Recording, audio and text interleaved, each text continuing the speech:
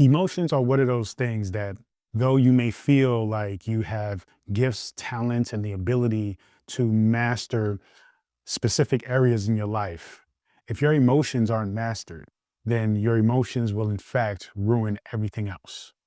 And so, what I want to do is, I want to share with you simple ways to master your emotions, because when you master your emotions, you essentially master life. Now, emotional intelligence is one of those things that has gotten really popular because we understand the importance of emotions. We used to think that intellect was important, right? Your IQ was very important. But we've come to understand that your emotional IQ is in fact more important than your intellect.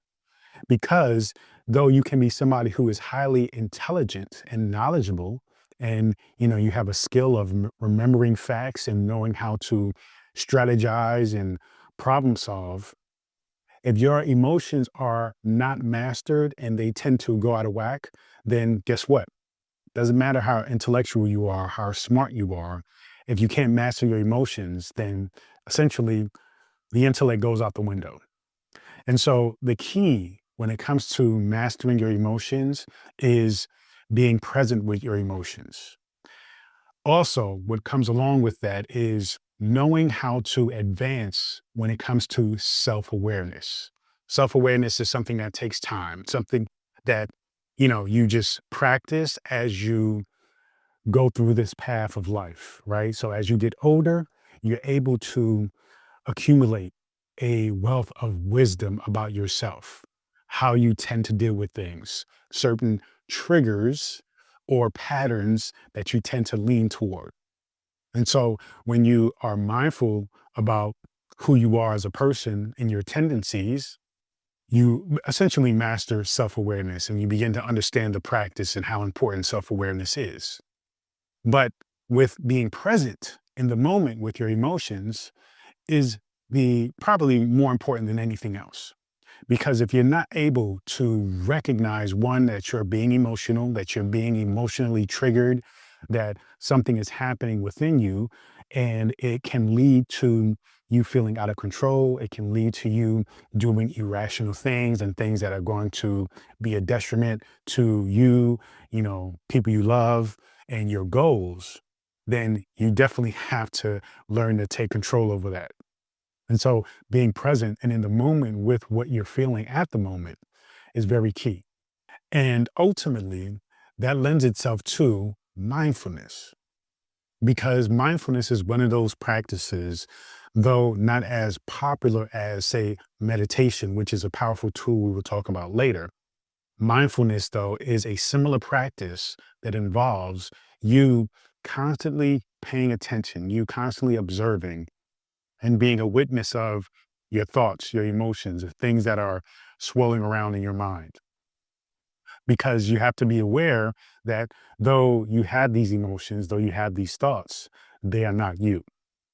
Your consciousness, the thing that observes and is aware of these thoughts and emotions, that is the aspect that is you.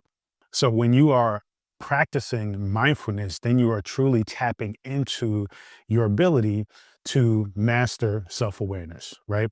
Mindfulness lends itself to developing and advancing the skill of self awareness. Very important to understand the importance of observing, observing your thoughts, checking in with yourself on a consistent basis, knowing how it is you wish to feel, right? Recognizing when you're in a space where you're feeling peaceful, you're feeling calm, you're feeling engaged, right? Excited about what you're doing, passionate about what you're doing, versus when you're feeling anxious, when you're feeling, annoyed, when you're feeling frustrated. Because when you own the fact that, okay, this is the state of being that I wish to maintain on a consistent basis, then you can easily recognize when you're not feeling that.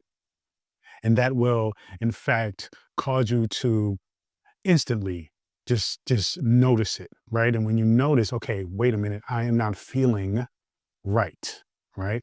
When you're not feeling right, then you do a check in. Then you practice the self awareness of recognizing what it is that you're feeling. You're asking yourself the question, what do I feel right now? Why do I feel this way? right? Is what I'm feeling based on something that is valid? Is it true? Is it factual? Is it something that is really happening at the moment? Or is it something that I am imagining? Or is it something that reminds me of the past? And once you identify where this anxiety or this feeling, right, that you're triggered by is coming from, whether it be the past, then you can say to yourself, okay, the past no longer exists. I do not identify with that past anymore. If you are in a present moment and you're recognizing that, okay, what I'm feeling now isn't currently happening, then you can just say, okay, this is just simply a part of my imagination referring or thinking about the future, which isn't really likely to happen or is not happening yet. So, therefore, I should focus on what is and what I can do now.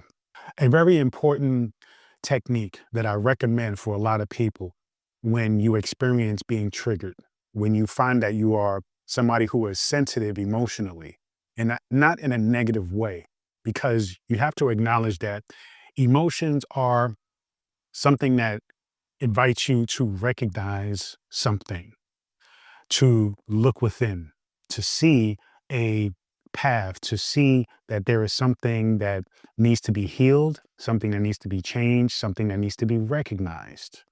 That's what emotions are initially, right? They are indicators.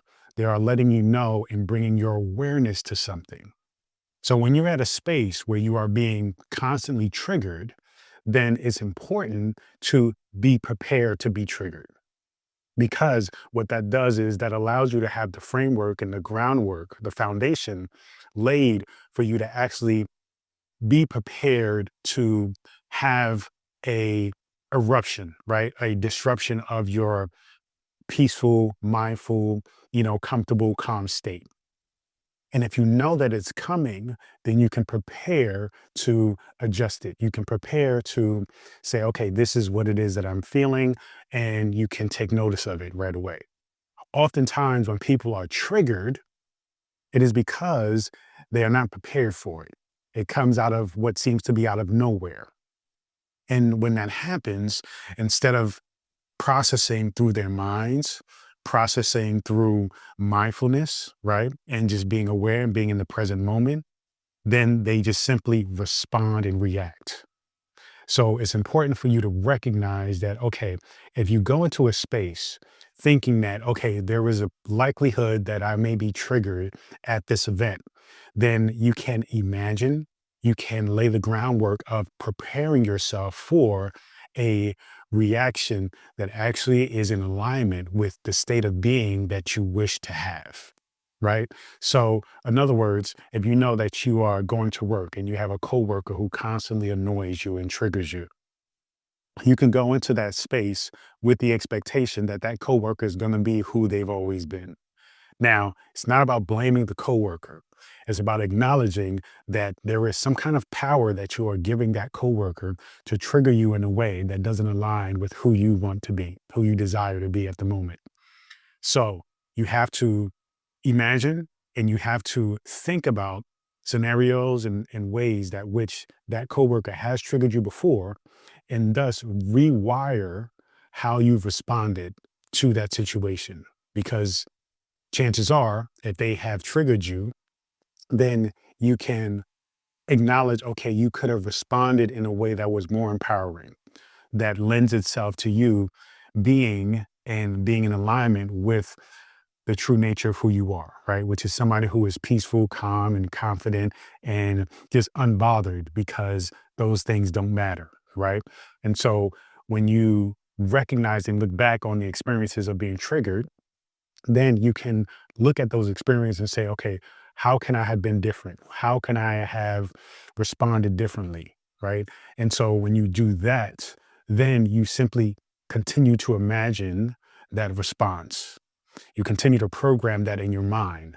So that way, when you go to work and you experience that coworker again, then you can just say, okay, when that coworker does what they do, you are programming your mind consistently to respond in kind to that which you desire and know yourself to be, instead of being somebody who is simply triggered off the bat and just responding without having the moment of being mindful about what it is you're going to say and do, right? In response to that person.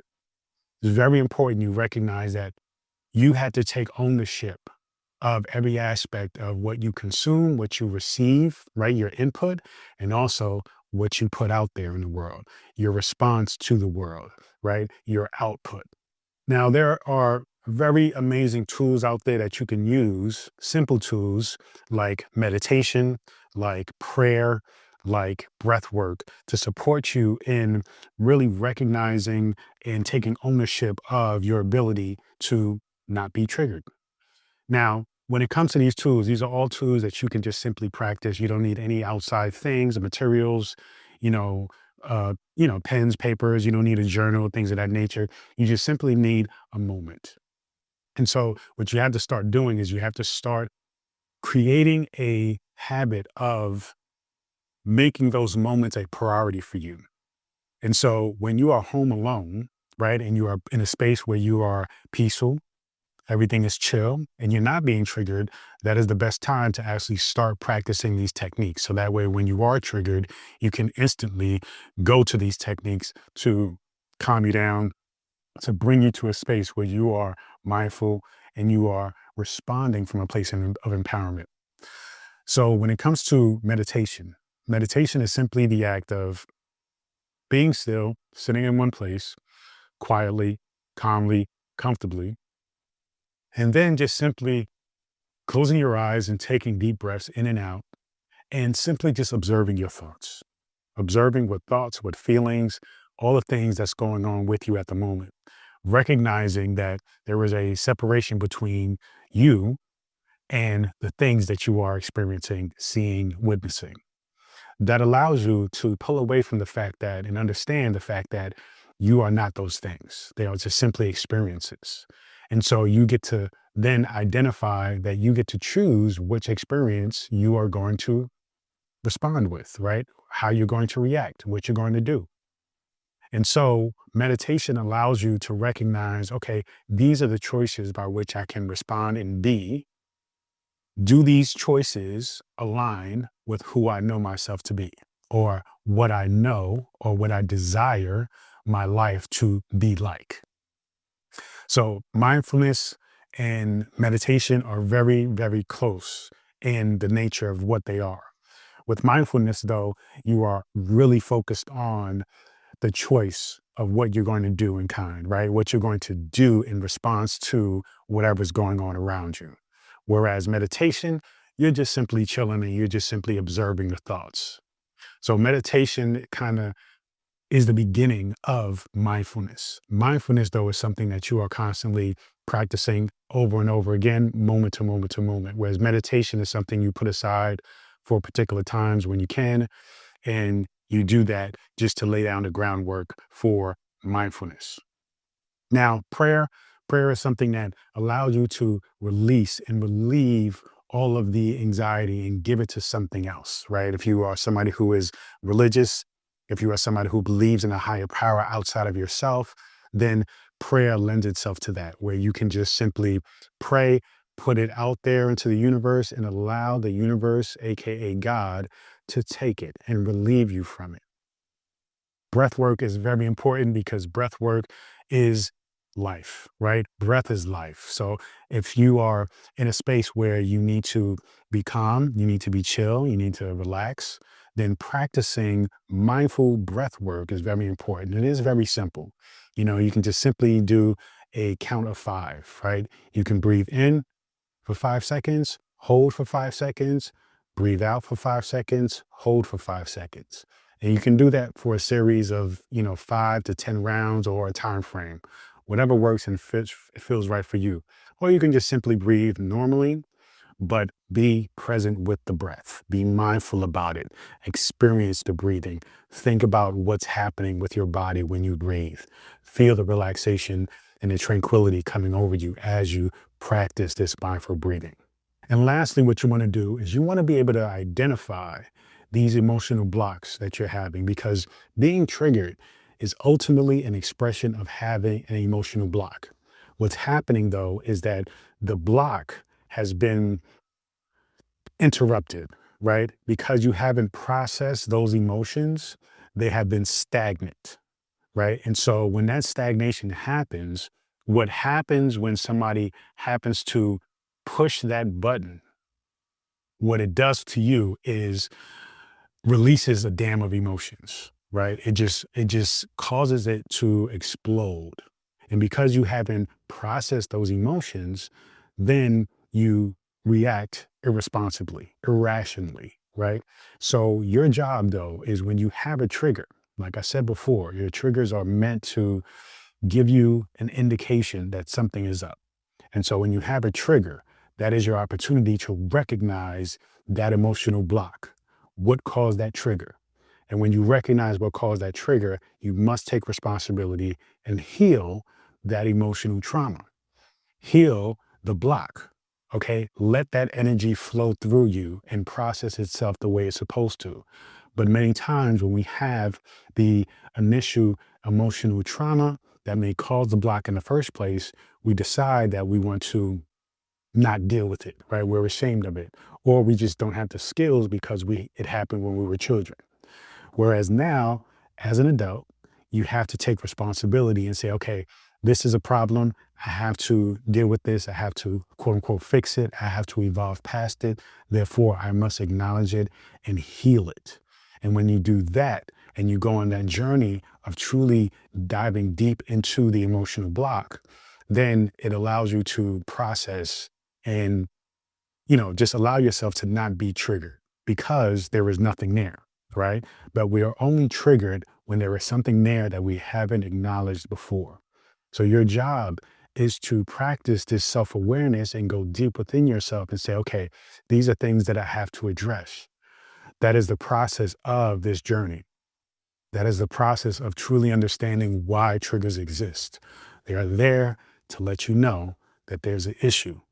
Your job now, your responsibility is to address that issue.